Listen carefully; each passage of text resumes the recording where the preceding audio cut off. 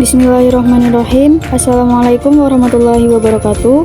Salah satu ciri mahasiswa yang beriman dan cerdas dan kreatif selalu berpikir bertindak positif dengan melakukan aktivitas edukatif yang bermanfaat bagi dirinya juga bagi orang lain. Kegiatan yang bermanfaat seperti melakukan pemberdayaan masyarakat, terutama bidang ekonomi, sosial, dan budaya.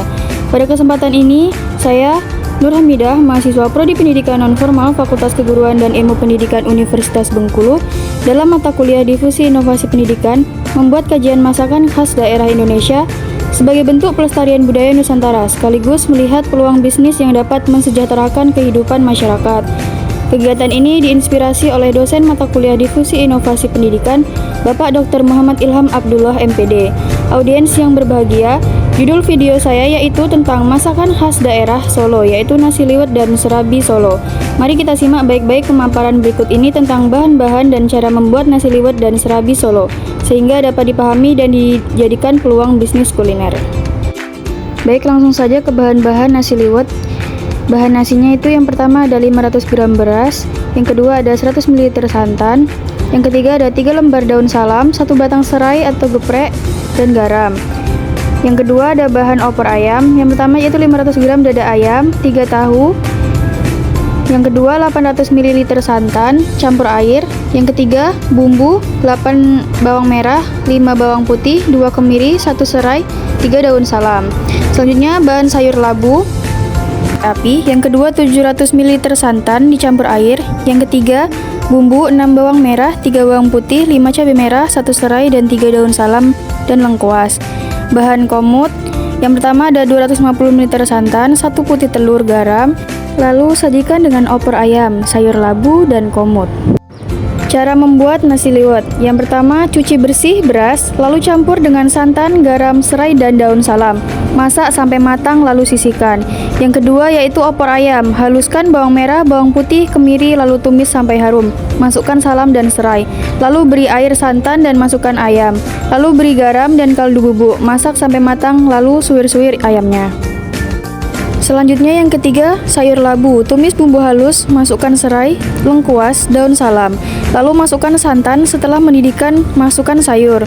Beri garam dan kaldu bubuk, masak hingga matang. Yang keempat, areh atau kumut, masak santan dan putih telur hingga mendidih, ambil bagian kentalnya, dan sajikan nasi liwet dengan semua menu pelengkapnya. Selanjutnya kita akan membahas bahan-bahan serabi Solo.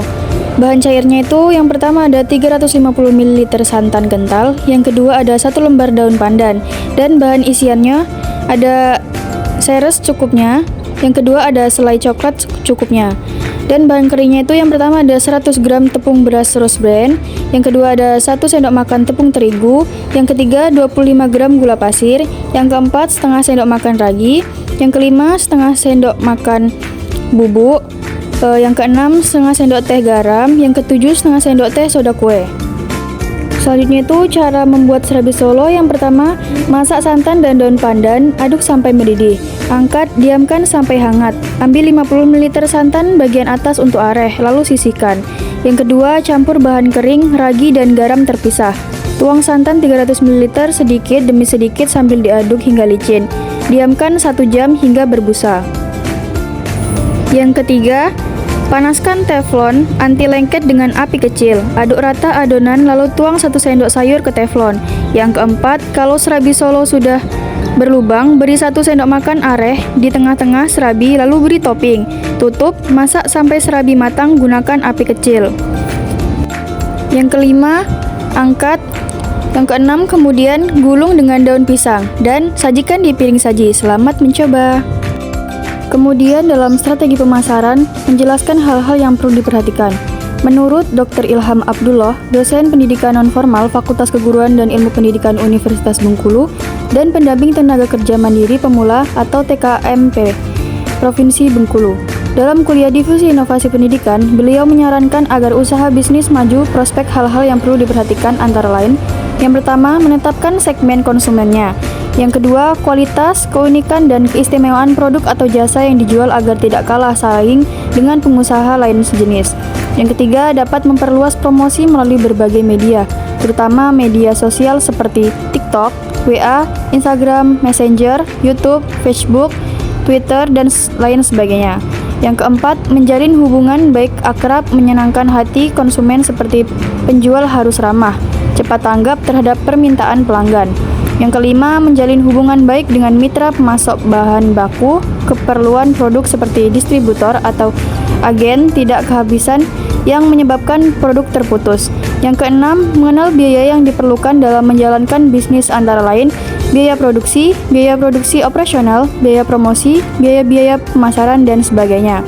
Yang ketujuh, mencari lokasi usaha yang strategis di mana banyak penduduk yang menjadi konsumen. Yang delapan, pengusaha kuliner harus membuat arus kas pencatatan pemasukan dan pengeluaran serta saldo keuangan bisnis agar keuangan dapat terkendali. Demikian yang dapat saya sampaikan, semoga bermanfaat dan menjadi amal ibadah bagi kita semua. Salam dari Bumi Rafflesia, kami tak lupa mengucapkan terima kasih, salam sejahtera, wassalamualaikum warahmatullahi wabarakatuh.